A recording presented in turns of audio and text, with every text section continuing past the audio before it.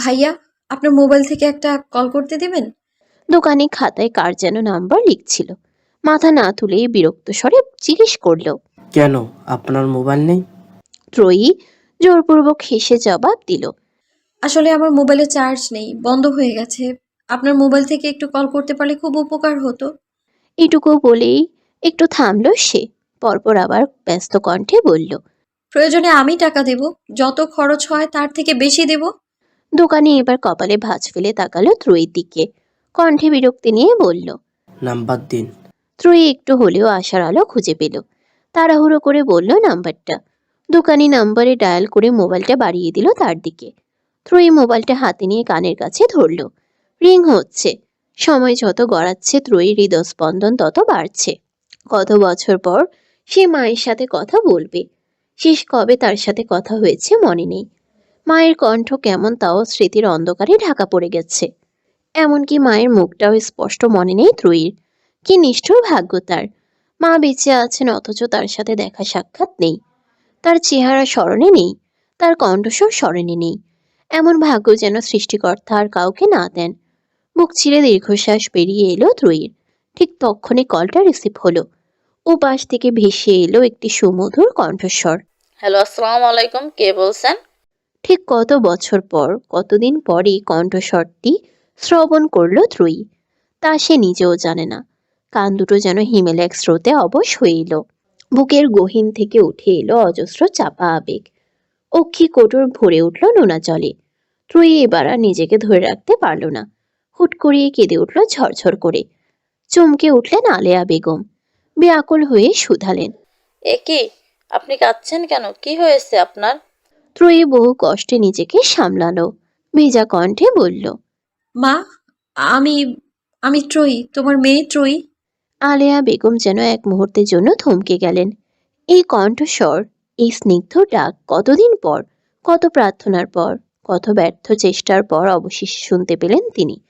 চোখ দুটো ছলছল করে উঠল তার। ভেজা কণ্ঠে বললেন, তুই তুই আমাকে কল করেছিস? কত বছর পর? কেমন আছিস মা? ত্রয়ী ফুপিয়ে উঠল।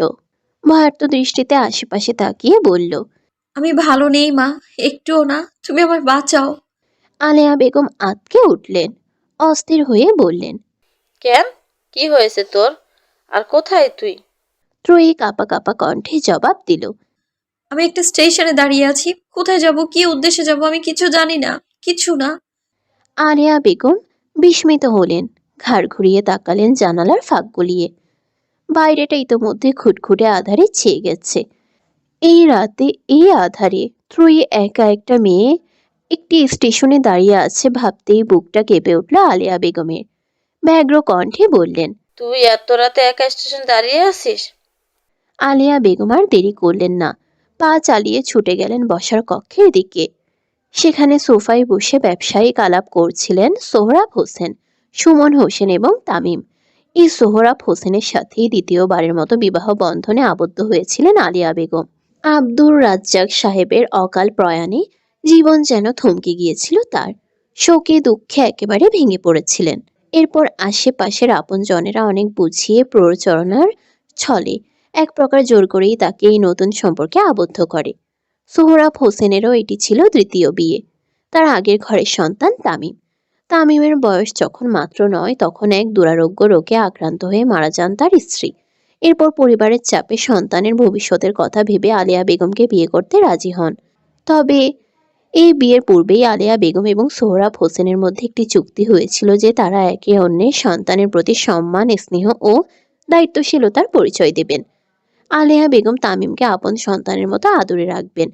বিনিময়ে সোহরাব হোসেনকেও ত্রয়ীর পিতা হয়ে উঠতে হবে। সেদিন পরিবারের চাপে ত্রয়ীকে তার দাদির নিকট রেখে এলেও বাড়িতে ফিরে এক দণ্ডও শান্তি পাননি আলেয়া বেগম। বারবার চোখের সম্মুখে ভেসে উঠেছিল ত্রয়ীর কান্না, মা মা বলে চিৎকার করে তার পিছনে ছুটে আসা। মেয়েটাকে ওভাবে ফেলে এসে কিছুতেই ঠিক হতে পারছিলেন না তিনি। নিজেকে ভীষণ বড় অপরাধী মনে হচ্ছিল, পাষাণ মনে হচ্ছিল। আলেয়া বেগম সেদিনই সোহরাব হোসেনকে কল করেন এবং চুক্তির কথা বলেন। সোহরাব হোসেন নরম মানুষ। তিনি জানেন বাবা ছাড়া এই পৃথিবীটা কত কঠিন। তিনিও ত্রয়ীর পিতা হতে রাজি হয়ে যান। কোনরূপ বাক্য ব্যয় ব্যতীতই মেনে নেন এই চুক্তিকে। কিন্তু বিয়ের পর বারবার চেষ্টা করেও আলেয়া বেগম ত্রয়ীকে নিজের কাছে আনতে পারেননি। কত শতবার তিনি চেষ্টা করেছেন, ফোন করেছেন, ছুটে গিয়েছেন, কিন্তু প্রতিবারই ত্রয়ীর দাদি তাকে শূন্য হাতে ফিরিয়ে দিয়েছেন। সোহরাব হোসেন নিজেও কম চেষ্টা করেননি। মেয়েটিকে তিনি নিজের সন্তানের মতোই কাছে পেতে চেয়েছেন, কিন্তু বারবারই ব্যর্থ হয়ে ফিরে এসেছেন। আর যেহেতু ত্রয়ীর সাথে তার কোনো রক্তের সম্পর্কও নেই, তাই তাকে নিজের নিকটে আনার ক্ষেত্রে ততটা জোরও খাটাতে পারেননি।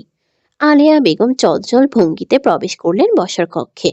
হাতে ধরা মোবাইলটি হন্তদন্ত হয়ে এগিয়ে দিলেন সোহরাব হোসেনের দিকে।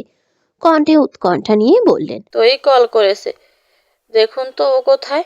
আমার মেয়েটা বোধহয় হারিয়ে গেছে। আলেয়া বেগমের কথায় চমকে উঠলেন সোহরাব হোসেন, সুমন হোসেন এবং তামিম। ত্রয়ীর কথা তারা অনেক শুনেছেন, কিন্তু মেয়েটাকে সচক্ষে কখনো দেখা বা তার সাথে কথা বলতে সক্ষম হননি। সোহরাব হোসেন ব্যস্ত হয়ে উঠে দাঁড়ালেন। আলেয়া বেগমের হাত থেকে মোবাইলটা নিয়ে ধরলেন কানের কাছে। স্নেহ ভরা কণ্ঠে বললেন, আসসালামু আলাইকুম মা, কেমন আছো তুমি? তার কথা শেষ হতে না হতেই তামিম মোবাইলটা ছিনিয়ে নিল। সেটা কানের কাছে ধরতে ধরতে বলল, কেমন আছো? ভালো আছি। এসব বাক্যালাপ পরে হবে, আগে ও কোথায় আছে সেটা জেনে নেই। পরপর তামিম সরাসরি ত্রয়ীর উদ্দেশ্যে প্রশ্ন ছুড়ল। তুমি এখন কোথায় আছো বলো? একটা স্টেশনে। কোন স্টেশন? জানি না। আশেপাশে তাকাও, দোকানপাটের সাইনবোর্ডে ঠিকানা লেখা আছে, পড়ে বলো। ত্রয়ী আশেপাশে তাকালো, অতঃপর ধীর কণ্ঠে বলল ঠিকানাটা। তামিম সবটা শুনে বলল, তুমি এখন যে জায়গায় আছো ওখানে থাকো, মোবাইলটা কাছাকাছি রেখো, আমাদের লোক যাচ্ছে, ওরা তোমাকে নিয়ে আসবে। এইটুকু বলে থামল সে। দম নিয়ে ফের বলল, সম্ভব হলে একটু ভিড়ভাট্টা আছে এমন জায়গায় দাঁড়াও, আজকাল কাউকে বিশ্বাস করতে নেই। স্টেশনে তোমাকে একা দাঁড়িয়ে থাকতে দেখে কিছু কাপুরুষ বিরক্ত করতে চলে আসতে পারে। আমি আপাতত রাখছি। তামিম কল কেটে দিল। ত্রয়ী মোবাইলটা দোকানিকে ফেরত দিয়ে দাঁড়িয়ে রইল ওখানেই। আপাতত ভিড়পূর্ণ জায়গা বলতে এটাই আছে। তাছাড়া তামিম আবার কল করার কথা বলেছে। দোকানির নাম্বারে তারা কেউ কল করলে সে এখানে দাঁড়িয়ে বুঝতে পারবে। ত্রয়ীর দেওয়া ঠিকানার খুব কাছেই ছিল সুমন হোসেনের শালা, অর্থাৎ লুৎফা বেগমের ভাই লিমন আহমেদের বাসা। সুমন হোসেন সাথে সাথে তাকে কল করলেন, যেতে বললেন ত্রয়ীকে আনার জন্য। এরপর তারাও আর সময় ব্যয় করলেন না। ওই রাতেই তিনজনই রওনা দিলেন ঢাকার উদ্দেশ্যে। আলিয়া বেগমও যেতে চাইলেন তাদের সাথে, কিন্তু এই রাতে তাকে সঙ্গে নিল না কেউ। তাছাড়া কালই তো আবার তারা সবাই ফিরে আসবে। তামিমের কল কাটার 30 মিনিটও গড়ালো না। এর মধ্যে একটি কল এলো দোকানির নাম্বারে। ও পাশ থেকে বোধহয় জিজ্ঞেস করা হলো। ত্রয়ী আছে, ত্রয়ীকে দিন। দোকানি বেশ রুক্ষ কণ্ঠেই জবাব দিল। ত্রয়ী পাশেই দাঁড়ানো ছিল। সে শুনল সবটা, বুঝলো এটা তার কল। ত্রয়ী মেকি হাসলো, আমতা আমতা করে দোকানিকে বলল, আমি ত্রয়ী, এটা আমার কল। মোবাইলটা আবার একটু দিন না, আমি একটু কথা বলছি। দোকানি চোখে মুখে একরাশ বিরক্তি নিয়ে মোবাইলটা দিল ত্রয়ীকে।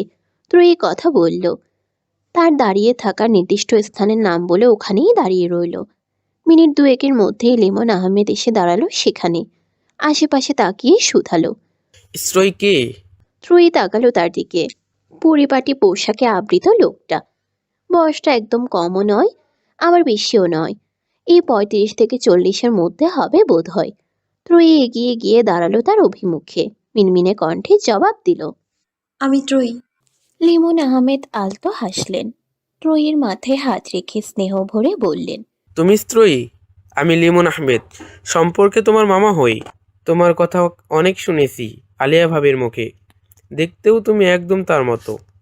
এইটুকু বলে থামলেন তিনি। দম নিয়ে ফের বললেন, তোমার বাবা, ভাই আর চাচা ইতিমধ্যে রওনা দিয়েছে। আপাতত তুমি আমার সাথে চলো, আমার বাসায় থাকবে। তারপর ওরা এলে ওরা তোমাকে তোমার মায়ের কাছে নিয়ে যাবে। ত্রয়ী আশেপাশে তাকালো। সেই লোকগুলো এখনো তার চারিধারে একটু দূরত্ব নিয়ে ঘুরঘুর করছে। হয়তো স্টেশন পুরোপুরি ফাঁকা হওয়ার অপেক্ষা করছে। ত্রয়ী আর দ্বিরুক্তি করল না। লিমন আহমেদের সাথে চলে এলো তার বাড়িতে। লিমন আহমেদের বাড়ি স্টেশনের কাছাকাছি। 2টি কক্ষ, একটি ওয়াশরুম এবং একটি রান্নাঘর বিশিষ্ট তার বাসা। ত্রয়ী যাওয়ার পরে লিমন আহমেদের স্ত্রী মুক্তা বেশ হাসি মুখেই গ্রহণ করলো তাকে। মুক্তার বয়স খুব একটা বেশি নয়, ত্রয়ীর থেকে কিছুটা বড় হবে হয়তো। কেবল ছোট ছোট দুটো বাচ্চা। একটির বয়স 3.5 বছর এবং অন্যটির 1.5। লিমন আহমেদের বাড়িতে যেতেই মুক্তা ত্রয়ীকে ফ্রেশ হতে বলল। তারপর বেশ আদর যত্ন করে খাইয়ে একটি কক্ষ গুছিয়ে ঘুমাতে দিল তাকে। রাত্রি গভীর। চারপাশটা নীরব নিস্তব্ধতায় ছেয়ে গেছে। ত্রয়ী বিছানায় শুয়ে শুয়ে এপাশ ওপাশ করছে। ঘুম নেই তার 2 চোখে। লিমন আহমেদ এখনো তার অচেনাই বটে। এই অচেনা লোকটার হাত ধরে তখন ওভাবে চলে আসাটা কি উচিত হয়েছে ত্রয়ীর? বুঝে উঠতে পারছে না সে। এই লোকটা যদি ঠক প্রতারক হয়ে থাকে, আজকাল এই নিষ্ঠুর দুনিয়ায় বিশ্বাস করতে আছে কে? লোকটা হয়তো তাকে একা দেখেছে। সে যখন মায়ের সাথে কথা বলছিল তখন শুনে নিয়ে পরে সে অনুরূপ অভিনয় করে এখানে নিয়ে এসেছে। আর ত্রয়ীও তা বিশ্বাস করে নিয়েছে। যদি তেমনই কিছু হয় তবে ত্রয়ী এখন কি করবে? কোথায় যাবে? এক বিপদ থেকে পরিত্রাণ পেতে না পেতেই সে আবার অন্য বিপদে পড়ল না তো? ত্রয়ীর বুক কেঁপে উঠল, গলা শুকিয়ে এলো। এখন তার পরিস্থিতিটাই এমন যে না চাইতেও হাজারো অতিরিক্ত চিন্তা মাথায় এসে যায়। কাউকে বিশ্বাস হয় না। মনে হয় সব স্থানেই তার জন্য বিপদ, অবহেলা, লাঞ্ছনা, কষ্ট ওত পেতে রয়েছে। ত্রয়ীর এইসব আকাশ পাতাল চিন্তা ভাবনার মধ্যেই তার দরজায় টোকা পড়ল। ওপাশ থেকে মৃদু স্বরে ভেসে এলো, ত্রয়ী। ত্রয়ী চমকে উঠল। মুক্তার কণ্ঠ মনে হচ্ছে। কিন্তু সে এত রাতে ডাকছে কেন? কি উদ্দেশ্য তাদের? এত রাতে ডেকে নিয়ে আবার তার সাথে খারাপ কিছু করবে না তো? ত্রয়ীর কি এই মুহূর্তে দরজা খোলাটা ঠিক হবে? না খুললেও তো ভালো দেখায় না। ত্রয়ী যেমনটা ভাবছে তেমন যদি না হয়, মুক্তা কোনো ভালো উদ্দেশ্য নিয়েও তো তার নিকট আসতে পারে। তবুও সাবধান হওয়াটা বাঞ্ছনীয়। মেয়েটা এলোমেলো দৃষ্টি ফেলে তাকালো আশেপাশে। ভারী কিছু একটা খুঁজল সে। দরজা খুলে যদি নেতিবাচক কিছু দেখা যায় তাহলে সেটা দিয়ে অন্তত নিজের আত্মরক্ষার একটু চেষ্টা করা যাবে। কিন্তু ত্রয়ী হতাশ হলো। কক্ষের মধ্যে তেমন ভারী কিছুই চোখে পড়ল না তার। শেষে আর উপায় না পেয়ে বিছানার পাশে টেবিলের উপরে রাখা পানিপূর্ণ জগটা হাতে তুলে নিল সে। এটা একটু হলেও ভারী আছে।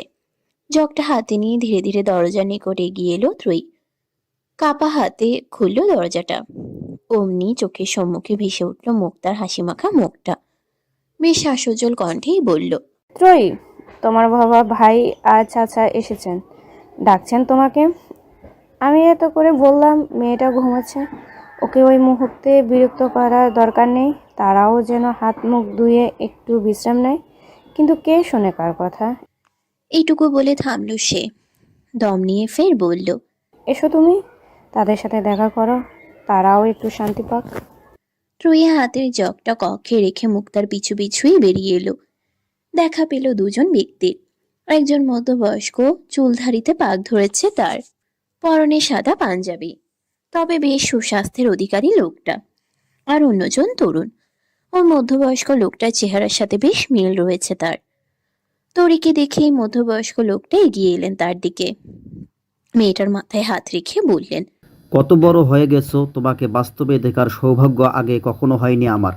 তবে ছবিতে দেখেছিলাম, আলিয়া দেখিয়েছিল, সেখানে এইটুকু ছিলে তুমি। লোকটা হাত দিয়ে নিজের হাঁটু অবধি ইশারা করলেন। এরপর আবার বললেন, আমি হয়তো তোমার জন্মদাতা পিতা নই, তবে সম্পর্কে আমি তোমার পিতাই হই। আজ থেকে তুমি আমাকে বাবা বলে ডাকবে, সব সময় বাবার মতোই মনে করবে। আমি মনে মনে তোমাকে নিজের মেয়ে হিসাবে মেনে নিয়েছিলাম। সেই আলিয়ার সাথে সেদিন বিয়ে হলো সেদিনই, তবে অধিকার না থাকায় নিজের কাছে নিয়ে যেতে পারিনি। তার কথা শেষ হতে না হতেই তরুণ ছেলেটা এগিয়ে এলো। ওষ্ঠে হাসি ফুটিয়ে বলল, আমি তামিম, সম্পর্কে তোমার ভাই হই। মায়ের সাথে বাবার বিয়ে হওয়ার পর মা বলছিল আমার একটা পুতুলের মতো দেখতে বোন আছে। সত্যি তুমি পুতুলের মতো দেখতে। এইটুকু বলে থামলো তামিম। দম নিয়ে ফের বলল, তুমি আমার ছোটই হবে। আজ প্রথম দেখা বলে তুমি করে বললাম। এরপর থেকে কিন্তু তুমি আপনি আগে করতে পারবো না। তুমি আমাকে তুই করেই বল, আমি তোমাকে তুই করেই বলবো। যেমন আমাদের ছোট্টাকে বলি আমাদের ছোট্ট, কিন্তু আরো একটা বোন আছে, ওর নাম তৃপ্তি। বিনিময়ে ত্রয়ী শুধু মাথা নাড়ল, বলল না কিছুই। সবকিছু কেমন যেন তার নিকট স্বপ্নের মতো মনে হচ্ছে। এই মুহূর্তে তার অভিমুখে যা ঘটছে এসব কি সত্যি, নাকি সে ঘুমিয়ে ঘুমিয়ে স্বপ্ন দেখছে? ত্রয়ীর কেন যেন মনে হচ্ছে এই সবটাই তার স্বপ্ন, ভ্রম। একটু পরে স্বপ্নও ভেঙে যাবে, আর এই সুখকর মুহূর্তগুলো তার জীবন থেকে হারিয়ে যাবে। আবার সে পতিত হবে সেই কষ্টকর, অবহেলিত, নিঃসঙ্গ জীবনে, যেখানে থাকে ভালোবাসার মতো কেউ থাকবে না, তার আপন বলতে কেউ থাকবে না। আবার সে একা হয়ে যাবে, ভীষণ একা। দুপুর গড়িয়ে বেলা প্রায় বিকালের পথে। আকাশে সূর্যটা ইতোমধ্যে ঢলে পড়েছে একদিকে। ত্রয়ীরা কেবলই বরিশাল এসে পৌঁছালো। সোহরাব হোসেন এবং তামিম রাতের বেলাতেই ত্রয়ীকে নিয়ে বরিশাল ফিরতে চেয়েছিলেন, তবে তাদের এই সিদ্ধান্তে বাদ সাধেন লিমন হোসেন এবং মুক্তা। তারা সকালে তাদের না খাইয়ে দাইয়ে ছাড়বেন না বলে একদম জেদ ধরে বসেন। কি আর করার, তাদের জেদের কাছে হার মেনে রাতের বাকি অংশ তো থাকতেই হয়েছে। তারপর সকালে খেয়ে দিয়ে তবেই মুক্তি মিলেছে সবার। আর তারপর বরিশাল তাদের বাড়িতে পৌঁছাতে পৌঁছাতে যতটা সময় লেগেছে আর কি। ত্রয়ীকে নিয়ে বাড়ির ভিতরে ঢুকতেই তার উপর এক প্রকার হামলে পড়লেন আলিয়া বেগম। বাড়ির কাছাকাছি এসেছে শুনেই তিনি বসার কক্ষে এসে বসেছিলেন। অপেক্ষায় ছিলেন মেয়ের আগমনের। এত বছর পর মেয়েকে কাছে পেয়ে নিজেকে আর ধরে রাখতে পারলেন না তিনি। ডুকরে কেঁদে উঠলেন ত্রয়ীকে নিজের সাথে জড়িয়ে ধরে। ভেজা কণ্ঠে বললেন, কত বছর পর তোকে দেখলাম মা। আমার নারী সেরা ধন তুই, আমার অংশ, অথচ তোকে একটাবার দেখারও অধিকার ছিল না আমার। এত বছর পর মাকে কাছে পেয়ে মায়ের মুখ দর্শনে ত্রয়ীও নিজেকে ধরে রাখতে পারল না। ঝরঝর করে কেঁদে উঠল। কতদিন পর সে মায়ের গায়ের গন্ধ পেল। কেমন মমতাময়ী সে গন্ধ। মায়েদের গা থেকে বুঝি এমনই গন্ধ আসে, জানা ছিল না ত্রয়ীর। অবশ্য মায়ের মুখটাই তো সে ভুলে গিয়েছিল। আজ কত বছর পর মাকে আবারও দেখল সে। মা মেয়ের এমন আবেগঘন মুহূর্তে কেউই বিরক্ত করল না তাদের। তারা নিজেরাই কেঁদে কেটে একসময় শান্ত হলো। আলেয়া বেগম নাক টানলেন। মেয়ের হাত ধরে বললেন, জানিস তো মা, এই পৃথিবীটা বড্ড কঠিন। বিধবা বা ডিভোর্সি নারীদের জন্য আরও কঠিন। তোর বাবা মারা যাওয়ার পর আমি ভীষণ ভেঙে পড়েছিলাম। ভেবেছিলাম আর বিয়ে টিয়ে করবো না, তোকে নিয়েই বাকিটা জীবন কাটিয়ে দেব। কিন্তু তোর দাদা বাড়িতে আমাদের দেখার মতো কেউ ছিল না। ভাই মারা যাওয়ার পর তোর চাচারা আমাদের উপর থেকে মুখ ফিরিয়ে নিয়েছিলেন। তারপর ঠাঁই নিলাম বাবার বাড়িতে। কিছুদিন পরে অনুভব করলাম সেখানেও আমরা বোঝা হয়ে উঠেছি। এরপর আপনজনদের জোরাজুরি, প্ররোচনায় এবং নিজেকে বাঁচাতে দ্বিতীয় বিয়ের সিদ্ধান্ত নিলাম। এটুকু বলে থামলেন তিনি। ধরা গলায় ফের বললেন, বিয়ের পর তোকে কতবার আমার কাছে আনতে চেয়েছি, তোর সাথে দেখা করতে চেয়েছি, কিন্তু তোকে নিয়ে কাছে আনা তো দূরে থাক। তোর দাদি আমাকে তোর সাথে দেখাই করতে দেননি। ওখানে অবশ্য তারও দোষ নেই। তিনি ভেবেছিলেন তোকে আমার কাছে আনলে তুই খারাপ থাকবি। সেখানে তোর রক্ত, তোর চাচারাই তোর দায়িত্ব নিতে অস্বীকার করেছেন। সেখানে অন্য পুরুষ, তোর মায়ের দ্বিতীয় পক্ষের স্বামী দায়িত্ব নেবেন কিভাবে? আর দায়িত্ব নিলেও হয়তো তোকে আর ভালো রাখতে পারবে না। আজকাল আপনজনরাই আপনজনদের ভালো রাখে না। সেখানে তো পর। সবাই তোকে ফেলে দিলেও তোর দাদি তোকে ফেলে দিতে পারেননি। তিনি তার ছেলের রেখে যাওয়া শেষ স্মৃতি অর্থাৎ তোকে সর্বদা নিজের কাছে আগলে রাখতে চেয়েছেন। কিন্তু শেষ পর্যন্ত মহান সৃষ্টিকর্তা তাকেও নিজের কাছে ডেকে নিলেন। দীর্ঘশ্বাস ফেললেন আলেয়া বেগম। ওষ্ঠে কিঞ্চিত হাসির রেখা ফুটিয়ে তুলে বললেন, যাক, বাদ দে সেসব কথা, পুরনো কথা। আজ থেকে তুই আমার সাথে থাকবি, এবারই মেয়ে হয়ে থাকবি। ত্রয়ীর আখিদয় অশ্রুকণায় টলমল করে উঠল। এ অশ্রু দুঃখের নয়, বরং সুখের। এত সুখও বুঝি তার কপালে ছিল। লোক মুখে প্রচলিত দুঃখের পরেই নাকি সুখ মিলে। তবে কি বিস্তর দুঃখের পর ত্রয়ীর কপালে অবশেষে সুখের দেখা মিলল, নাকি এ কেবলই ক্ষণিকের স্বপ্ন, যে স্বপ্ন যে কোনো সময় ভেঙে যেতে পারে? বুক ছেড়ে দীর্ঘশ্বাস বেরিয়ে এলো ত্রয়ীর। অতীতের গহ্বর থেকে বেরিয়ে এলো সে বর্তমানের প্রাঙ্গণে। উপলব্ধি করলো এই সুখ ক্ষণিকের নয়।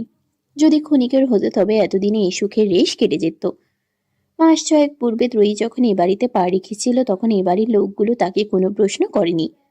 সে কোথা থেকে এসেছে, কোথায় ছিল, অত রাতে স্টেশনে কিভাবে গেল, কিচ্ছু না। শুধু ত্রয়ী নিজে থেকে মুখ ফুটে বলেছিল সে হারিয়ে গিয়েছিল, ব্যাস ওইটুকুই। তারপর আর তার অতীত নিয়ে কখনো এবারের মানুষগুলো কোনো ধরনের কোনো কথা তোলেনি। এ বাড়িতে এসে ত্রয়ী মা বাবা ভাই বোন চাচা চাচি সব পেয়েছে। এই বাড়ির মানুষগুলো তাকে এমনভাবে আপন করে নিয়েছে যেন তাদের মধ্যে কত বছরের সম্পর্ক। তারা একে অপরের কত চেনা। সোহরাব হোসেন ত্রয়ীর জন্মদাতা পিতা না হয়েও একজন পিতার মতো তাকে আগলে রেখেছেন।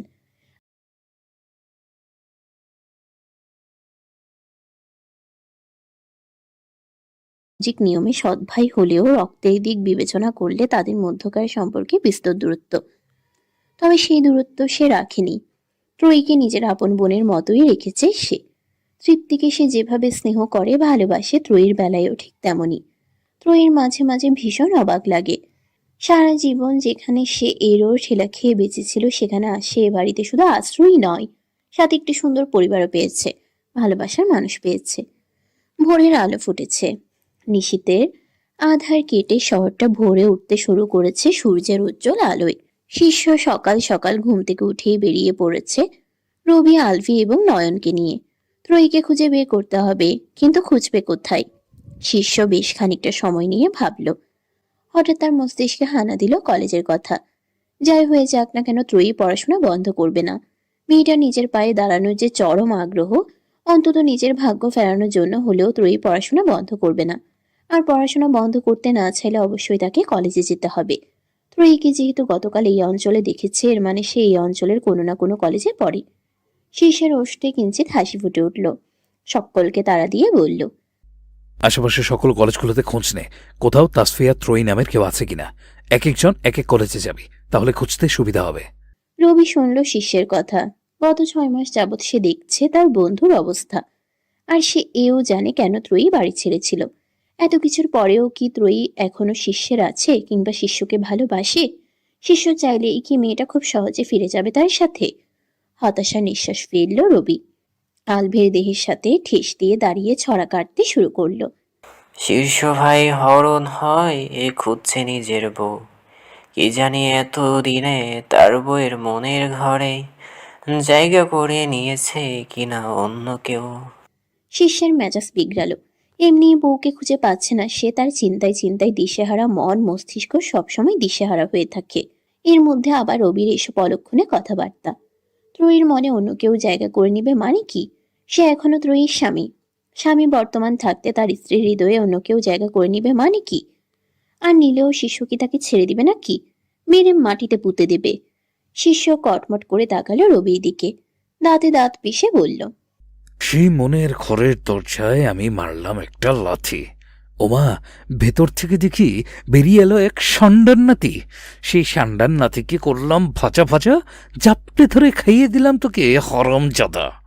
আলভি এবং নয়ন ফিক করে হেসে দিল রবি শিষ্যর কবিতা শুনে। রবি সোজা হয়ে দাঁড়ালো, নাক মুখ কুঁচকে বলল, সিসি শীর্ষ, তুই কি না শেষ পর্যন্ত আমাকে ঠান্ডা খাওয়াতে চাইছিস? এই তোর বিবেক, এই তোর বন্ধুত্ব। ওটা সান্ডা হবে না, সান্ডার নাতি হবে। শীর্ষ স্যার আপনাকে বড় সান্ডা না, বরং সান্ডার পুচকে নাতিকে খাওয়াতে চাইছে। নয়নের কথা শেষ হতে না হতে আলভি বলল, কি বিশাল কপাল তোর, একদম সিঙ্গাপুরের রাস্তার মতন বিশাল। বাংলাদেশের মাটিতে বসে আরবের সান্ডা গিলতে পারবি। কেমন আরব শেখদের মতো ব্যাপার স্যাপার। রবি কটমট করে তাকালো আলভির দিকে। আলভি পাত্তা দিল না ততটা, বরং মুখ বাঁকিয়ে বলল, ওভাবে তাকাবি না। শিষ্য তো বলেছে সান্ডার নাতিকে ভাজা ভাজা করে খাওয়াবে। আমি আর ওই ভাজাভাজির ঝামেলায় যাব না, কাঁচাই খাইয়ে দেব বেয়াদব। রবি হেঁপে গেল, অশ্রু ভাগা করল শক্ত কিছু বলার উদ্দেশ্যে, কিন্তু কণ্ঠ থেকে কোনো শব্দ বের করার পূর্বেই শিষ্য থামিয়ে দিল তাকে। কপালে ভাঁজ ফেলে বলল, তোদের ফালতু কথা সব বন্ধ কর। আমরা এখানে যে কাজের জন্য এসেছি তাই কর। আশেপাশে দেখ কয়টা কলেজ আছে, সবাই আলাদা আলাদা কলেজে চলে যা। কেউ আর কোনো কথা বাড়ালো না। আলভি রবির দিকে তাকিয়ে ভেঙচি কাটলো একটা, অতঃপর চলে গেল নিজের কাজে। এখন কলেজ খুঁজতে হবে, আর তারপর ত্রয়ীকে। কিছুটা সময় অতিবাহিত হলো। রবি এই মুহূর্তে একটি কলেজের অভিমুখে দাঁড়িয়ে আছে। ইন্টার থেকে অনার্স পর্যন্ত এই কলেজে শিক্ষাদান করা হয়। মাত্রই সে কলেজ থেকে বেরিয়ে এখানে দাঁড়িয়েছে। ত্রয়ীর খোঁজ নিয়েছে পুরো কলেজে, কিন্তু কোথাওই ওই নামের কাউকে খুঁজে পায়নি সে। শিক্ষার্থীদের মধ্যে খুঁজলো, সেখানেও দেখা নেই। রবি পকেট থেকে মোবাইল বের করলো শিষ্যকে কল করার উদ্দেশ্যে। তাকে সবটা জানাতে হবে। কিন্তু তখনই তার সম্মুখ ভাগ থেকে ভেসে এলো একটি মেয়েলি কণ্ঠ। এই বিটকেল লোক, আপনারা এখন যাননি? গতকাল তো একদম ঢাকায় যাবেন বলে হেদিয়ে মরলেন, আমাদের বাড়িতেও থাকলেন না। রবি চোখ তুলে তাকালো। প্রথমে চিনতে না পারলেও স্বল্প সময়ের ব্যবধানে এসে চিনতে পারল মেয়েটিকে। এ তো ওই তামিমের বোন, যে ফেস প্যাক দিয়ে গতকাল তার মানিজ্যত নিয়ে টানাটানি বাঁধিয়েছিল। তবে পরক্ষণেই রবির স্মরণে এলো এই মেয়েটি তাকে বিটকেল বলেছে। মেজাজ বিগড়ালো তার। এই মেয়েটা গতকালও তাকে অপমান করেছে, আজ আবার বিটকেল বলল। রবি কটমট করে বলল, তুই কি করে বললি আমি বিটকেল? তা নয়তো কি, গতকাল আমার ফেস প্যাকটা নষ্ট করে দিলেন, বিটকেল লোক একটা। যত বড় মুখ নয় তত বড় কথা। বড়দের সাথে কিভাবে কথা বলতে হয় তাও শেখনি, অভদ্র মেয়ে। আপনি কি আমার মুখের আকার আর কথার আকার মিলিয়ে দেখেছেন যে কোনটা বড় কোনটা ছোট? নয়তো কিভাবে বুঝলেন আমার যত বড় মুখ নয় তত বড় কথা? এই কথার পরিপ্রেক্ষিতে রবি কি জবাব দেবে ভেবে পেল না। শুধু দাঁতে দাঁত পিষে বলল, বেয়াদব মেয়ে। মানুষ কথায় না পেরে উঠলে এমনই বলে। রবি এবার ক্ষেপে গেল আরো। রুক্ষ কণ্ঠে বলল, ওই মেয়ে, মুখ সামলে কথা বলো, নয়তো এমন থাপ্পড় মারবো দুদিন ঘুরতে থাকবে। তৃপ্তি কিঞ্চিত এগিয়ে এলো রবির দিকে। মুখ বাঁকিয়ে বলল, দেখি আপনার হাতে কত জোর, মারুন তো থাপ্পড়। আমি কিন্তু সত্যি সত্যি থাপ্পড় মেরে দেবো। তাহলে আমিও শীষ দেব, আর শীষ দেওয়ার সাথে সাথে মনে করবেন আমার বন্ধু বান্ধব সব ছুটে আসবে। তারপর আমাকে থাপ্পড় মারার অপরাধে আপনাকে এমন কেলান কেলাবে না, হেঁটে আর বাড়ি যেতে পারবেন না। রবি কিছু বলতে গিয়েও থেমে গেল। তাকালো আশেপাশে। এই এলাকা তার নয়, এলাকার তেমন কাউকে চিনেও না। সে এখানে একদম নতুন। সে যদি বিপদেও পড়ে কেউ তাকে বাঁচাতে আসবে না। আর আজকালকার যে ছেলে মেয়ে, এরা বয়সন্ধিতে পা দিলেই নিজেদের বিশাল কিছু ভেবে বসে। শরীরে টকবগে রক্তের দাপটে দিশেহারা হয়ে ওঠে। এই তৃপ্তি একটি ডাক দিলে দেখা যাবে এরা দলবল নিয়ে হাজির। তারপর তার কোনো কথা নেই, বার্তা নেই, মারামারি শুরু। তার থেকে এই মুহূর্তে এখানে কথা না বাড়ানোই শ্রেয়। রবি একটু কেশে গলা পরিষ্কার করলো, ঢোক গিলে বলল, আজ আমার একটা জরুরি কাজ আছে বলে চলে যাচ্ছি, নয়তো তোমার শীষের জোর কত দেখে যেতাম। কথাটা বলে আর এক মুহূর্তও দাঁড়ালো না সে। লম্বা লম্বা পা ফেলে চলে গেল ওই স্থান থেকে। তৃপ্তি ভেঙচি কাটল। সেও আর দাঁড়ালো না। ওদিকে ক্লাসের ঘন্টা পড়েছে। দ্রুত চলে গেল ক্লাসে। মধ্য দুপুর। আকাশে সূর্যটা তেজ ছড়িয়ে যাচ্ছে এখনো। তৃপ্তি কেবলই ফিরল কলেজ থেকে। এসেই বসে পড়ল বসার কক্ষে সোফায়। সাথে সাথে রান্নাঘর থেকে খুন্তি হাতে বেরিয়ে এলেন আলিয়া বেগম। ঝাঁঝালো কণ্ঠে বললেন, কতদিন তোকে বলেছি কলেজ থেকে এসেই এভাবে ওখানে সেখানে ধূপধাপ বসে পড়বি না।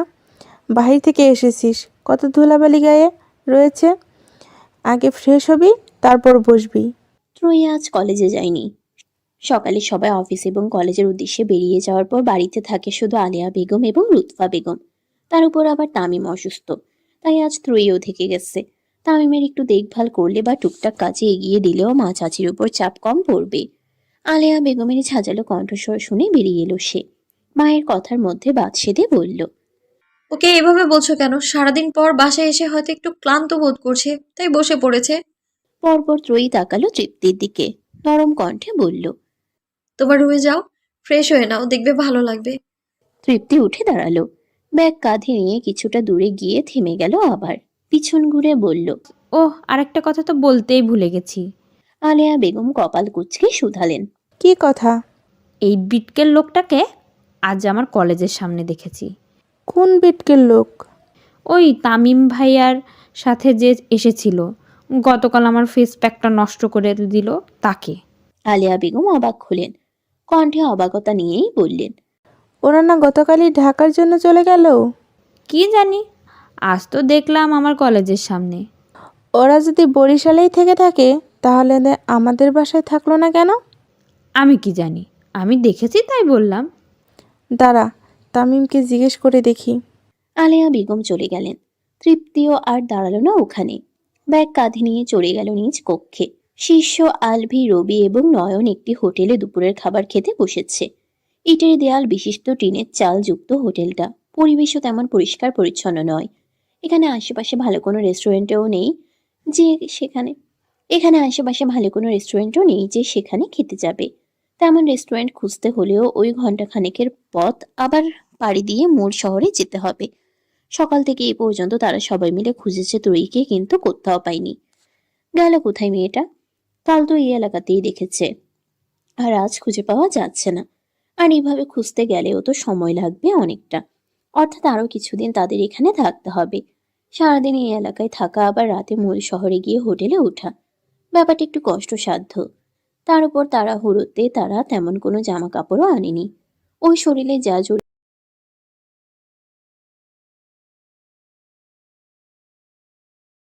তোদের এখানে আরো কিছুদিন থাকা হবে।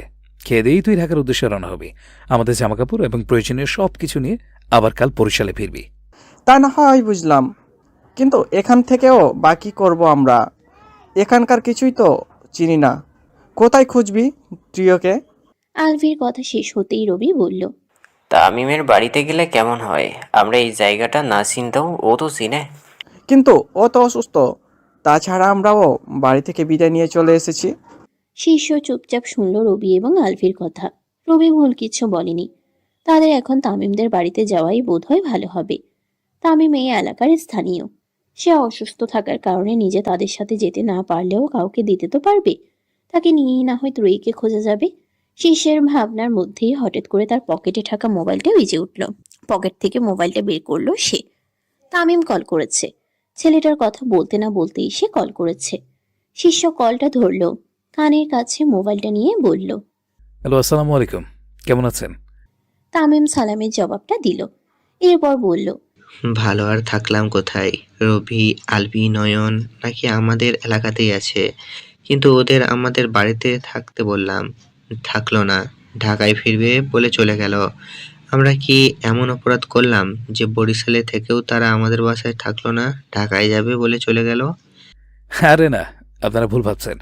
ওরা কালই ঢাকার উদ্দেশ্যে রওনা হতে চেয়েছিল, কিন্তু আমি বরিশালে আসবো বলে ওদের যেতে বারণ করেছি।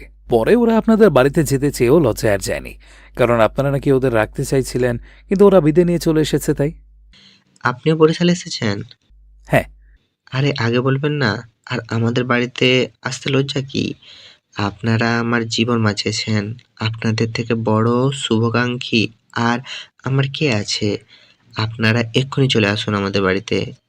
মনে মনে তো শিষ্য এটাই চাইছিল, তবুও একটু ইতস্তত করলো সে। নিজের দাম বাড়াতে বলল, এতগুলো মানুষ আপনাদের বাড়িতে যাব আপনাদের বিরক্ত করতে? এটুকু বলতেই তাকে থামিয়ে তামিম বলল, আরে না, কিসের বিরক্ত? আপনারা আমাকে বাঁচিয়ে হাসপাতালে ভর্তি করেছিলেন। হাজার কাজ থাকা সত্ত্বেও সেখানে আমাকে দেখতে আসতেন। তাতে কি আপনারা বিরক্ত হতেন? তাড়াতাড়ি আপনারা আমাদের বাড়িতে চলে আসুন, নয়তো আমি কিন্তু খুব রাগ করব। শিষ্য হাসলো, মাথা নাড়িয়ে বলল, আচ্ছা, আসছি। সন্ধ্যার সময়। চারিদিকটা ধীরে ধীরে আঁধারের চাদরে ঢেকে যেতে শুরু করেছে। শিষ্য, আলভি এবং রবি কেবলই এসে পৌঁছালো তামিমদের বাড়িতে। নয়ন আসেনি। সেই তো মধ্যে ঢাকার উদ্দেশ্যে রওনা দিয়ে দিয়েছে। বাড়িতে ঢুকে শিষ্যরা এবার আর বসার কক্ষে বসলো না, সোজা তামিমের কক্ষে এলো। তামিম অসুস্থ, তাই হেঁটে বসার কক্ষ অবধি আসা, আবার পরে নিজ কক্ষে ফেরাটা কষ্টসাধ্য। এ বাড়ির মধ্যে শিষ্যরাও চিনে শুধু তামিমকে। তামিমকে ছাড়া বসার কক্ষে একলা বসে থেকেও বা কি করবে? আলেয়া বেগম এবং লুৎফা বেগম দৌড়ে ঝাঁপিয়ে চা নাস্তার ব্যবস্থা করলেন দ্রুত। আলেয়া বেগম শিষ্যদের অভিমুখে চায়ের ট্রেটা রেখে বললেন, কি হলো, তোমরা নিচ্ছ না কেন? নাও। আলভি এক কাপ চা হাতে নিল, ইতস্তত করে বলল, আমাদের জন্য কিছু জামা কাপড়ের ব্যবস্থা করে দিতে পারেন আন্টি? আসলে তাড়াহুড়ো, আমরা কিছুই আনিনি।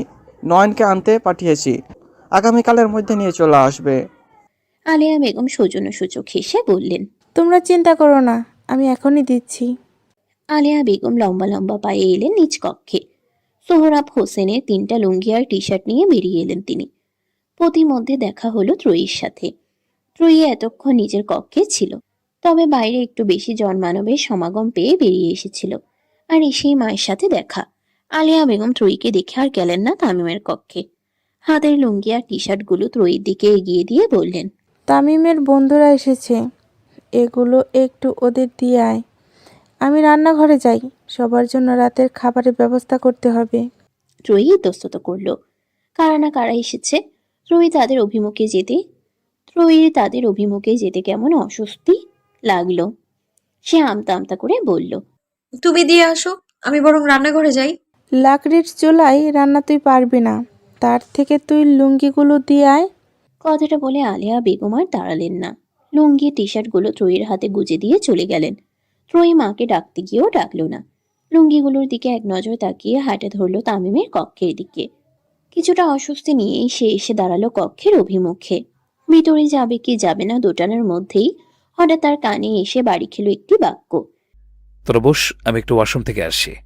এই কণ্ঠ এই কণ্ঠ ত্রয়ী আগেও শুনেছে, খুব কাছ থেকে শুনেছে। ত্রয়ীর কলিজাটা ধক করে উঠল।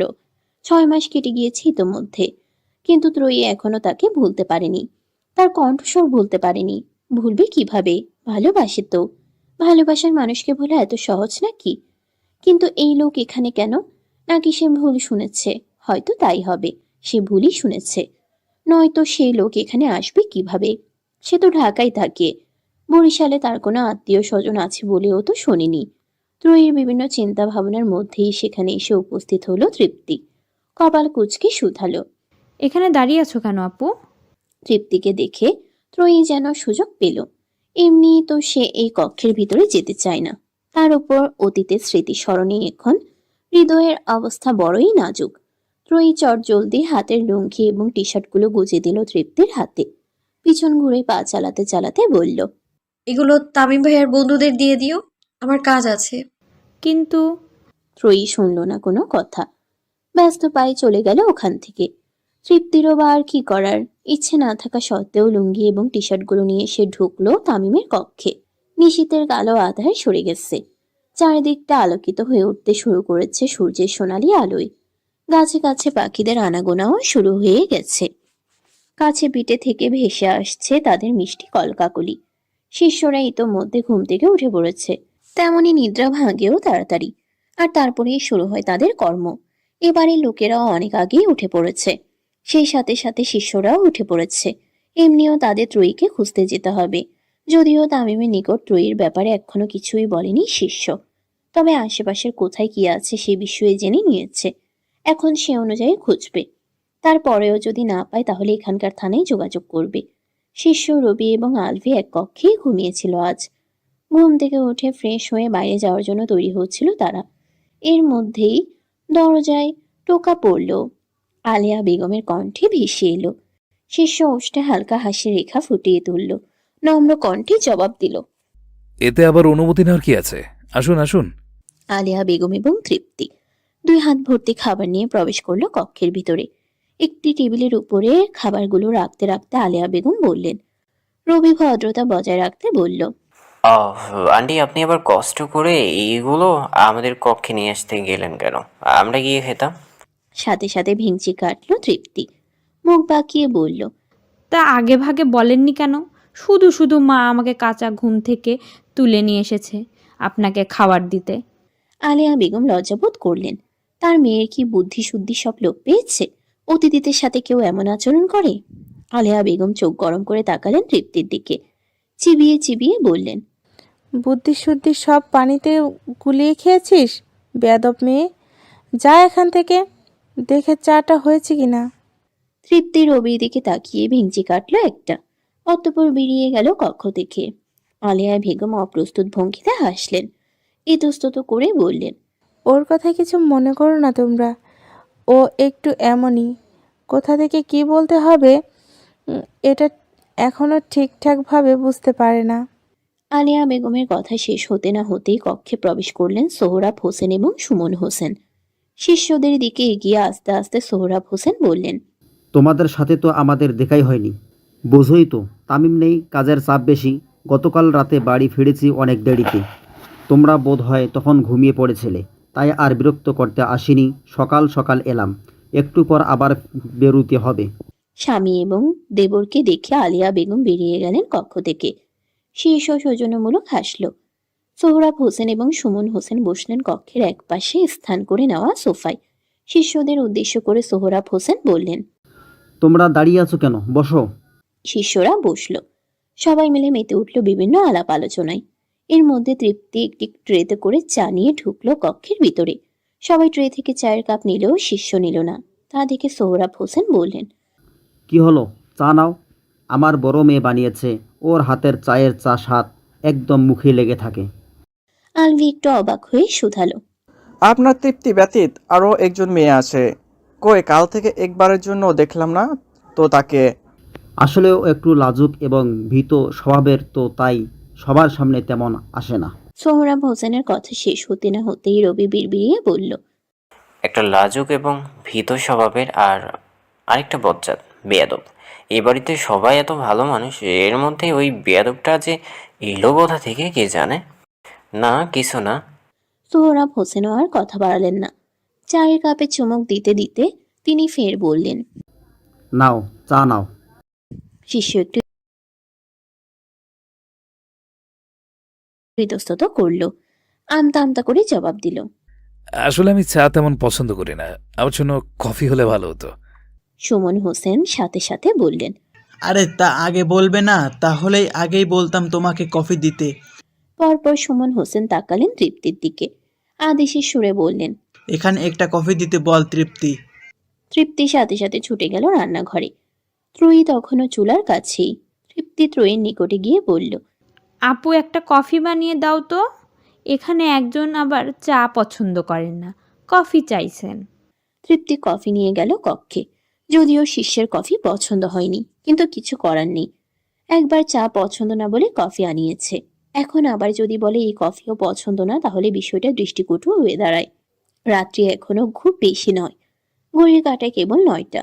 এর মধ্যেই চারিদিকটা নিস্তব্ধ হয়ে উঠতে শুরু করেছে। শিষ্য সারাদিন ত্রয়ীকে খুঁজেছে, কোথাও পায়নি। শুধু এই এলাকা নয়, আশেপাশের এলাকাগুলোতেও খুঁজেছে, তবে কাঙ্ক্ষিত ব্যক্তির দেখা নেই কোথাও। গেল কোথায় মেয়েটা? পরশু ছবিতে তাকে দেখার পরপরই তো শিষ্য চলে এলো এখানে। এইটুকু সময়ের মধ্যে কি উধাও হয়ে গেল ত্রয়ী? হতাশা নিঃশ্বাস ফেলল শিষ্য। এগিয়ে গিয়ে দাঁড়ালো কক্ষের দক্ষিণ পাশের জানালার দিকে। বাইরেটা অন্ধকারে ঢাকা। শিষ্য পকেট থেকে একটা সিগারেট বের করলো। সিগারেটটা জ্বালিয়ে দুই ওষ্ঠধারা ফুঁকতে ফুঁকতে তাকালো অন্ধকারের দিকে। দীর্ঘশ্বাস ফেলে বলল। তুই যেন অমাবস্যার রাতের আকাশের চাঁদ হয়ে গেছিস ত্রয়ী। আমি জানি ওই আকাশের গাঢ় আধারত্ব গায়ে মেখে তুই আছিস, কিন্তু আমি তোকে ধরতে পারছি না, ছুতে পারছি না, দেখতেও পাচ্ছি না। এত কেন পোড়াচ্ছিস আমাকে? এইটুকু বলে একটু থামল সে। সিগারেটের ধোঁয়া উড়াতে উড়াতে ফের বলল। আমি কি খুব বড় কোনো অপরাধ করে ফেলেছিলাম ত্রয়ী? কোন অপরাধের শাস্তি তুই দিচ্ছিস আমাকে? তারপর যদি বড় কোনো অপরাধ করেও ফেলি, তার শাস্তি কাছে থেকে দিতি। দূরে কেন গেলি? এত যন্ত্রণা কেন দিলি? শিষ্যের সিগারেট ফোকার মধ্যেই কক্ষে প্রবেশ করলো রবি। বন্ধুর অবস্থা দেখে এসে আন্দাজ করে নিল তার মনের অবস্থা। তপ্ত নিঃশ্বাস ফেলে বলল। খেতে ডাকছে তোকে। শিষ্য আরেকটা টান দিল সিগারেটে। ধোঁয়া উড়াতে উড়াতে বলল। যা তুই, আসছি আমি।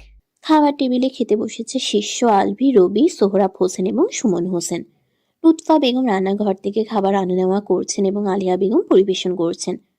তৃপ্তি খাবার নিয়ে গেছে তামিমের কক্ষে তাকে খাওয়াতে। ত্রয়ী আছে রান্নাঘরে, সেখান থেকে থেকে সব গুছিয়ে দিচ্ছে। সবকিছু আনার পরেও একটা বাটি থেকে গিয়েছিল। ত্রয়ী একবার কাউকে ডাকবে ভেবেও ডাকলো না।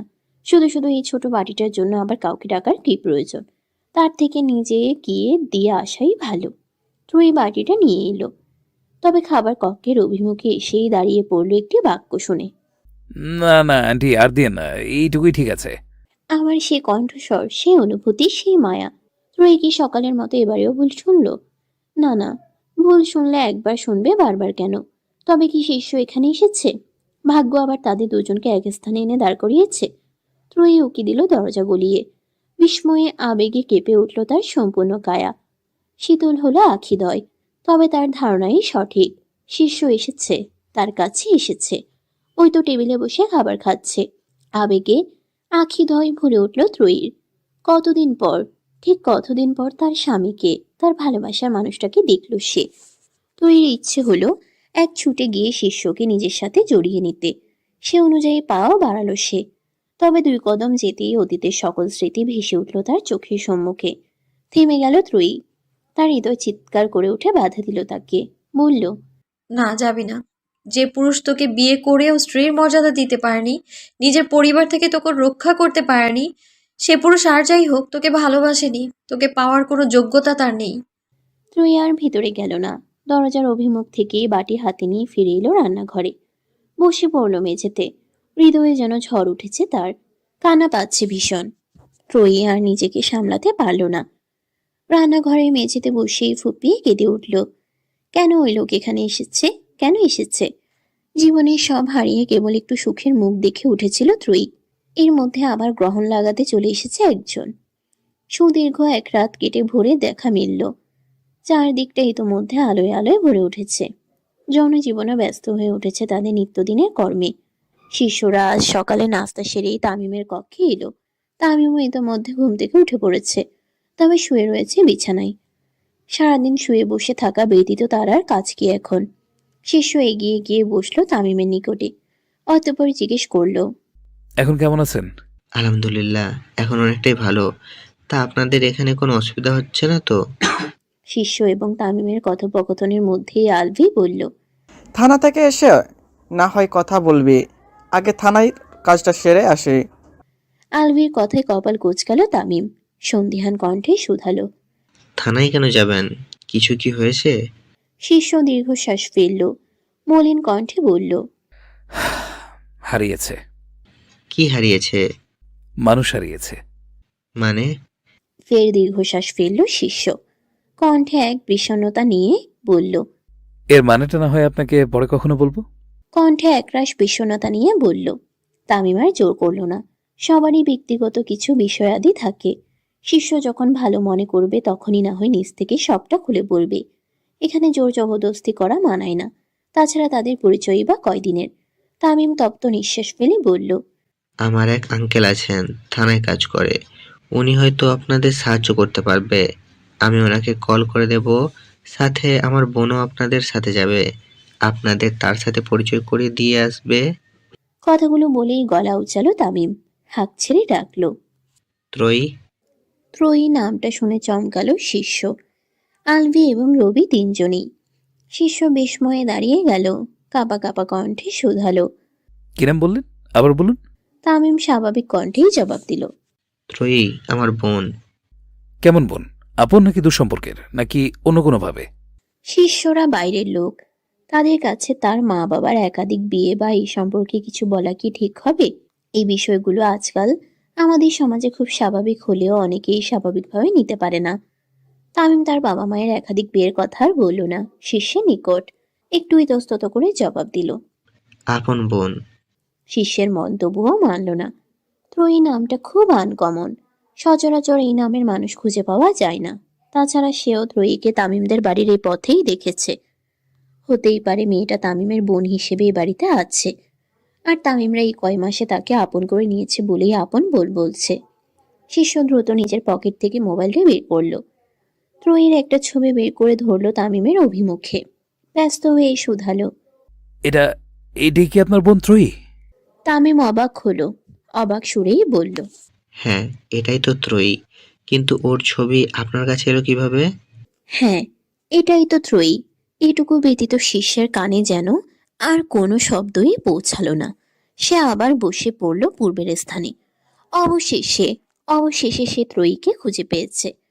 কত অপেক্ষা, কত কষ্ট, কত রাত জেগে থাকার পর অবশেষে সে মেয়েটার খোঁজ পেল। আবেগে যেন অক্ষি কোটর ভরে উঠল তার। তবে কেউ তা লক্ষ্য করার পূর্বেই মুছে ফেলল। শিষ্য এখানে এসে থেকে বাড়ির বাইরে পুরো এলাকায় ত্রয়ীকে খুঁজেছে। অথচ মেয়েটা তারই নাকের নিচে এ বাড়িতেই ছিল। কতটা বোকা সে! নিজের আশ্রয় নেওয়া স্থানে না খুঁজে সে এলাকা খুঁজতে গিয়েছিল। আবার থানায়ও যেতে চেয়েছিল। নিজের বোকামির উপরে নিজেই হাসল শিষ্য। অতঃপর উঠে দাঁড়ালো। এখন ত্রয়ীকে খুঁজতে হবে। একটাবার মেয়েটাকে দেখার জন্য মনটা ভীষণ ছটফট করছে। কতদিন সে দেখে না ত্রয়ীকে? 6টা মাস? কম সময় নাকি? শিষ্য তামিমের কথার কোনো জবাব দিল না। তার কক্ষ থেকে বেরিয়ে এসে দাঁড়ালো বসার কক্ষে। এখান থেকে রান্নাঘর এবং গৃহের 2-1টা কক্ষ স্পষ্ট দেখা যায়। শিষ্য উকিঝুঁকি মেরে তাকালো কক্ষগুলোর দিকে। তবে তাকে খুব বেশি কষ্ট করতে হলো না। ত্রয়ী রান্নাঘরেই ছিল। বসার কক্ষে দাঁড়িয়ে ত্রয়ীকে স্পষ্টভাবে দেখা যাচ্ছিল না বলে শিষ্য রান্নাঘরের দিকে এগিয়ে এলো। দরজার কাছে দাঁড়াতেই নজরে এলো ত্রয়ীকে। মেয়েটা নুয়ে নুয়ে এঁটো থালা বাসন ধুচ্ছে। প্রশান্তিতে ছেয়ে গেল শিষ্যের বক্ষস্থল। শীতল হলো আখিদয়। কতদিন পর সে ত্রয়ীকে দেখল। শিষ্যের যেন মনে হচ্ছে সে এক যুগ পর এই মেয়েটিকে দেখছে, তার ভালোবাসার নারীটিকে দেখছে। তবে মেয়েটা আগে থেকেও যেন অধিক সুন্দরী হয়ে উঠেছে। গায়ের রঙের উজ্জ্বলতা বেড়েছে, চুলের গোছাও পূর্বের তুলনায় মোটা মনে হচ্ছে। স্বাস্থ্য কি বেড়েছে নাকি আগের মতোই আছে। শিষ্য খুঁটিয়ে খুঁটিয়ে দেখতে লাগলো ত্রয়ীকে। এর মধ্যেই রান্নাঘরে থাকা লুৎফা বেগমের চোখ পড়ল শিষ্যের উপর। ওষ্ঠে হালকা হাসি রেখা ফুটিয়ে তিনি শুধালেন, আরে তুমি এখানে, কিছু লাগবে নাকি? লুৎফা বেগমের কথা শুনে ত্রয়ী তাকালো পাশ ফিরে। শিষ্যকে চোখে পড়তেই বুকটা কেঁপে উঠল তার। সাথে সাথে ঘুরে গেল সে। চটজলদি গলায় ঝুলানো ওড়নাটা মাথায় দিয়ে ঘুমটার মতো দিল। শিষ্যের ভ্রুযুগল কুঁচকে এলো। ত্রয়ী তাকে দেখে মাথায় ঘুমটা কেন দিল? তবে কি মেয়েটা তাকে দেখা দিতে চায় না? এর জন্যই কি এই 2 দিন তাদের সামনে যায়নি? হতে পারে। আচ্ছা, তবে তাই হোক।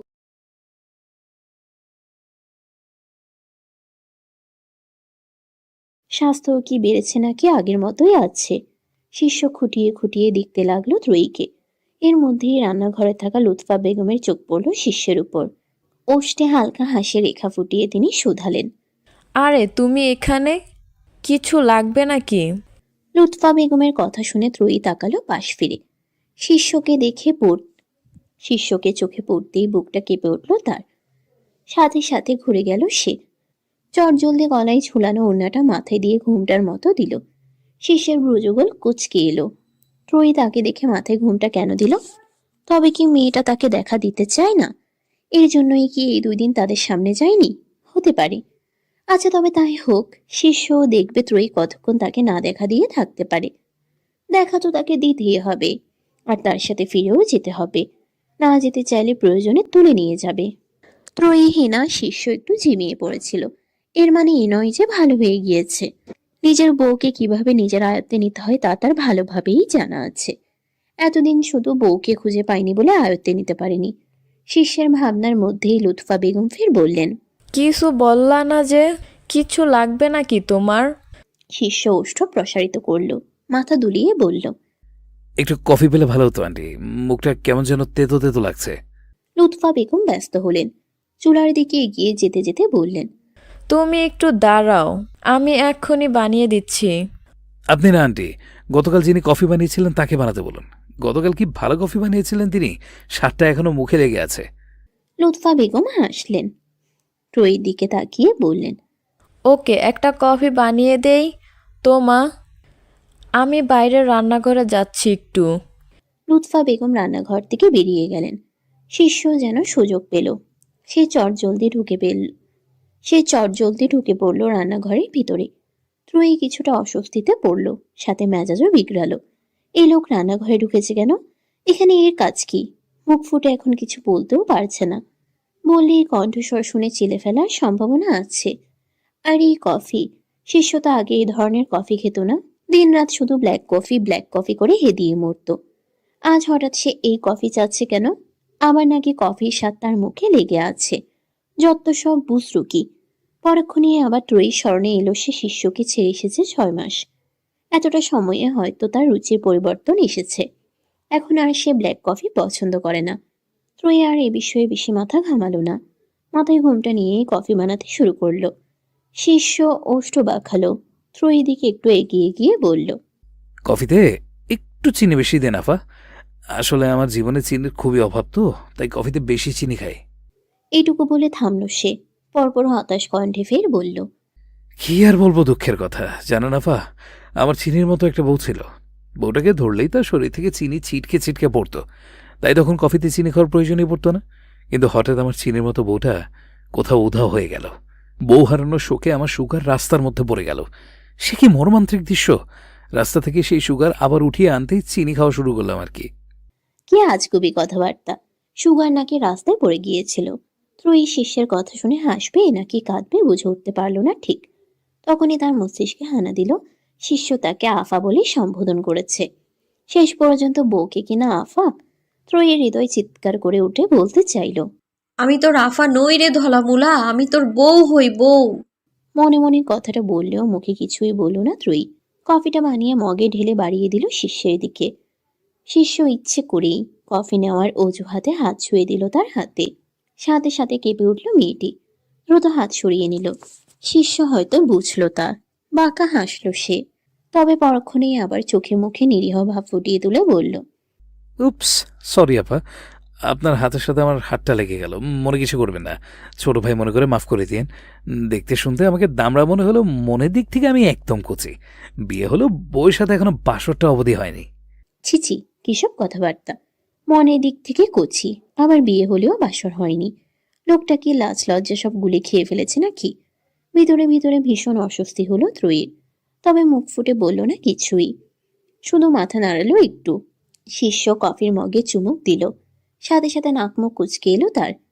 মেয়েটাকে চিনি দিতে বলেছে আর সেও চিনি দিয়েছে। এটা কফি নাকি মিষ্টির শিরা কে জানে। এমনিই কফিতে সে চিনি তেমন খায় না, কেন যে অতীত চালাকি করে চিনি বেশি দিতে বলল। শিষ্য কোনো মতে মুখে নেওয়া কফিটুকু গিলল, অতঃপর ওষ্ঠে হাসি ফুটিয়ে ত্রয়ীকে শুধালো। আপনি কোন ক্লাসে পড়েন আপা? প্রতিটি বাক্যে শুধু আফা আর আফা। ত্রয়ীর ইচ্ছে করছে এক্ষুনি থাটিয়ে এই লোককে দুটো চড় মেরে বলতে, হতচ্ছাড়া ধলামূলা, তাকিয়ে দেখ আমি তোর বউ, কোনো আফাটাফা না। ইচ্ছে হলেও নিজের পরিচয় লুকাতে তেমন কিছুই করল না ত্রয়ী। ফুসফুস করে কয়েকটা নিঃশ্বাস নিয়ে নিজেকে শান্ত করার চেষ্টা করল। শিষ্য বোধহয় বুঝলো বিষয়টা। সে ত্রয়ীকে আর একটু রাগিয়ে দিতে বলল, আপনি কি বোবা আপা, কথা বলতে পারেন না? পরপর আবার হা হুতাশ করে বলল, আহা, কি সুন্দর স্বাস্থ্য চেহারা আপনার আফা, অথচ আপনি কিনা বোবা। আপনাকে দেখে আমার ভীষণ কষ্ট হচ্ছে আফা। ত্রয়ীর ধৈর্যের বাঁধ যেন এবার ভাঙতে বসেছে। এখানে থাকলে দেখা যাবে যে কোনো সময় মেজাজ ছাড়িয়ে যে কোনো কিছু বলে দিতে পারে। তখন আরেক বিপদ। তার থেকে এখান থেকে চলে যাওয়া ভালো। এমনিও একটু পরেই তার কলেজ আছে। গত 2 দিন কলেজ বন্ধ দিয়েছে, আজ না গেলেই নয়। তাছাড়া এই বাড়িতে এখন শিষ্য আছে। এই মুহূর্তে এই বাড়ি থেকে সে যত দূরে থাকতে পারবে ততই ভালো। সে আর শিষ্যের সাথে ওই বাড়িতে ফিরে যেতে চায় না। এই বাড়িতে তার পরিবারের সাথে থাকতে চায়। অপমান বঞ্চনা ছেড়ে এখন একটু সুখে থাকতে চায়। অনেক সংগ্রামের পর একটু সুখ মিলেছে ত্রয়ীর কপালে। এই সুখ ছেড়ে সে কোথাও যেতে চায় না, কোথাও না। কলেজ ব্যাগটা কাঁধে নিয়ে বাড়ির বাইরে বেরিয়ে এলো ত্রয়ী। বাড়ি থেকে বাইরে বেরিয়েছে না যেন হাঁফ ছেড়ে বেঁচেছে সে। গৃহের মধ্যে শিষ্য যা শুরু করেছে, আফা আফা বলে মুখে ফেনা তুলে ফেলার মতো অবস্থা। আর একটু হলে তো সে পাগলই হয়ে যেত। আচ্ছা, শিষ্য কি তাকে চিনে ফেলেছে? না চিনে থাকলে তো অমন ব্যবহার করার কথা নয়। শিষ্যকে ত্রয়ী যতটা চিনে তাতে সে মেয়েদের সাথে খুব একটা কথা বলে না। অন্য মেয়ে তো দূরে থাক, নিজের বোনদের সাথেই মেপে মেপে কথা বলে। সেখানে না চিনা অপরিচিত অবস্থায় তার সাথে এমন ব্যবহার কাম্য নয়। আবার যদি চিনেও থাকে তাহলে এখনো ধরা দিল না কেন? শিষ্য তো অপেক্ষা করার মতো বা ধৈর্য ধারণ করার মতো পুরুষ নয়। মনের মধ্যে আকাশ পাতাল চিন্তা ভাবনা নিয়েই হাঁটছিল ত্রয়ী। বাড়ি থেকে কিছুটা দূরে এসেই হঠাৎ সে দেখা পেল শিষ্যের। রাস্তার ধারে দাঁড়িয়ে দাঁড়িয়ে সিগারেট ফুঁকছে। সাথে সাথে ত্রয়ীর কপাল কুঁচকে এলো। এই লোক এখানে কি করছে? একে না একটু আগে বাড়িতে দেখে এলো। ত্রয়ীর মাথায় আগে থেকেই ওড়না দেওয়া ছিল। এবার সে ওড়নাটা টেনে ঘোমটার মতো দিল। লম্বা লম্বা পা ফেলে হাঁটা দিল শিষ্যর পাশ কাটিয়ে। কিন্তু তা কি আর শিষ্য হতে দেয়? সে তো এখানে দাঁড়িয়েই ছিল ত্রয়ীর জন্য। ত্রয়ীকে দেখিয়ে হাতে জ্বলন্ত সিগারেটটা ফেলে দিল রাস্তায়। পা দিয়ে সিগারেটটা পিষে দিয়ে পিছু নিল মেয়েটির। গুনগুনিয়ে গান ধরল। কি উদ্ভট সব গান! শিষ্য এখন বখাটেদের মতো এসব গানও গাওয়া শুরু করেছে। বিরক্তিতে চোখ মুখ কুঁচকে এলো ত্রয়ীর। তবে সে দাঁড়ালো না। আগের মতো পায়ের গতি রেখে হাঁটতে লাগলো অভিমুখে। শিষ্য নিজের গান থামালো, পিছু ডেকে বলল, আরে আপনি তামিমের সেই বোবা বোনটা না? কলেজে যাচ্ছেন বুঝি? ত্রয়ী কোনো জবাব দিল না। শিষ্য আবার নিজে থেকেই বলল, কলেজে গিয়ে কি পড়েন আপা? আপনি তো বোবা, কোনো পড়াই মুখে উচ্চারণ করতে পারেন না। ত্রয়ী হাঁটার গতি বাড়ালো। যাক বাবা, আফার থেকে আপাই বেটার। একটু বাদেই তারা কলেজের সম্মুখে চলে এলো। কলেজের দিকে তাকিয়েই শিষ্যর ভ্রু যুগল কুঁচকে এলো। এই কলেজে ত্রয়ী পড়ে, কিন্তু যতদূর মনে পড়ছে তাতে এখানে তারা ত্রয়ীকে খুঁজে গিয়েছে। কই তখন তো পায়নি। যাক, সেসব কথা পরে ভাবা যাবে। এখন ত্রয়ীকে আটকাতে হবে। মেয়েটা একবার কলেজে বা ক্লাসের ভিতরে চলে গেলে আর বেরোতে চাইবে না। তারপর তাকে সেই কলেজ ছুটি পর্যন্ত অপেক্ষা করতে হবে। কিন্তু কিভাবে আটকাবে? একটু ভাবলো শিষ্য। অতঃপর নিজের প্যাকেট থেকে মানিব্যাগটা বের করলো। তার মানিব্যাগে এই মুহূর্তে 1000 টাকার একটি নোট এবং কার্ড আছে। এই টাকাটা এখন খরচ করলেও ঝামেলা। আশেপাশে কোনো এটিএম বুথ নেই। আবার টাকা তুলতে হলে সে 1 ঘন্টার পথ পাড়ি দিয়ে টাকা তুলতে হবে। কিন্তু ত্রয়ীকে আটকানোর জন্য এই মুহূর্তে ইচ্ছে আর কোনো ভালো বুদ্ধিও শিষ্যের মাথায় আসছে না। যাই হোক, ত্রয়ী তো আর এই টাকাটা নিবে না। সে তেমন মেয়েই নয় যে অন্যের টাকা পড়ে থাকতে দেখলে তুলে নিবে। উল্টো এই টাকা তার নয় বা কার টাকা পড়েছে এই নিয়ে তর্কে জড়িয়ে তাকে এখানে আটকে দেওয়া যাবে। শিষ্য 1000 টাকার নোটটা নিচে ফেলল। অতঃপর স্বাভাবিক কণ্ঠেই বলল, আপা, আপনার টাকা পড়েছে? ত্রয়ী তাকালো নিচের দিকে। এই টাকা যে শিষ্য ফেলেছে তা তার বুঝতে বাকি রইল না। দ্রুত সে টাকাটা হাতে তুলে নিল। এরপর এক প্রকার দৌড়েই ঢুকে গেল কলেজের মধ্যে। শিষ্য যেন আহাম্মক বনে গেল মুহূর্তেই। হতবাক হয়ে চেয়ে রইল ত্রয়ীর গমন পথের দিকে। মেয়েটা এভাবে তার টাকা নিয়ে চলে গেল। তার টাকাও গেল আর ত্রয়ীকেও আটকাতে পারল না। ওই যে প্রবাদ আছে না, আমও গেল সালাও গেল। শিষ্যের অবস্থা এখন অনেকটা তেমনই। রৌদ্রোজ্জ্বল সুন্দর একটি দিন। রিমা এবং শিলা হাঁটছিল কলেজ ক্যাম্পাসে। বিভিন্ন বিষয় নিয়ে টুকটাক আলোচনা করছিল তারা দুজন। আলোচনার এক পর্যায়ে হঠাৎ শিলা বলে